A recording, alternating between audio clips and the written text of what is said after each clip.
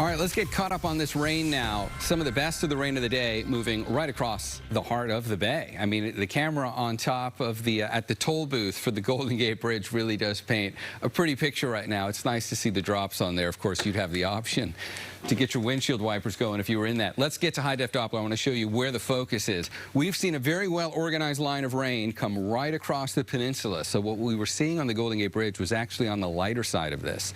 Watch the last 45 minutes. This is where some of the heavier rains come through. And the possibility here for flooding is very real because we've seen it happen several times in this cycle of storms. You don't necessarily need a whole lot of rain, although this is decent rain.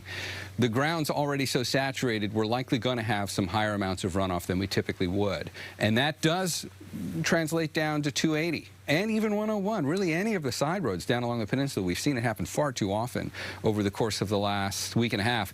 Expect some minor flooding on that. The flood advisory goes till 1, but I would even keep that in mind beyond 1 o'clock. And not only on the peninsula, because that line of rain has gone across the heart of the bay, and we'll do the same thing here. We'll watch the last 45 minutes for the East Bay, and you can see what's right now going down the main corridor here, 880, 580. You've got good rain. San Leandro, you're kind of right in the heart of this. Same story here.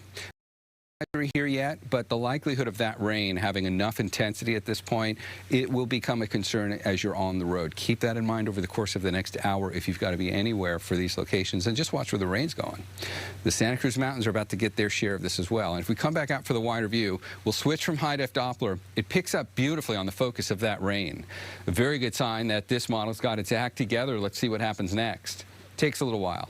Here we are, 2 o'clock. We're still seeing the focus down here through the Santa Cruz Mountains and the southern edge of the Diablo Range. But by the time we get past sunset, things really do quiet down.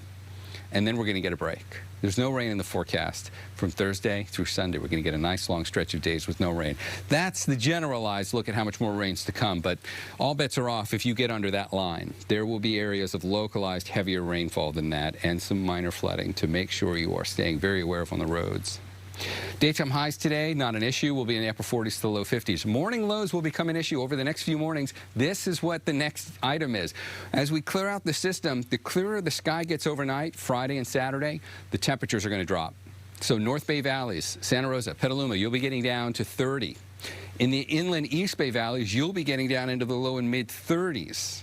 That's Concord, Livermore, 680, 580 over on the east side. And in the Bay, it'll even get cold for the communities right in and around the Bay shoreline. We'll see temperatures go down into the upper 30s. So heavy jacket is going to be needed. Okay, 7-day forecast shows you that break in the rain comes to an end by second half of Monday next week. We've got another setup in the storm track coming right back our way. So we're going to be back in this again for a good part of next week. But at least we get a break between now and then. Okay, Gianna, over to you.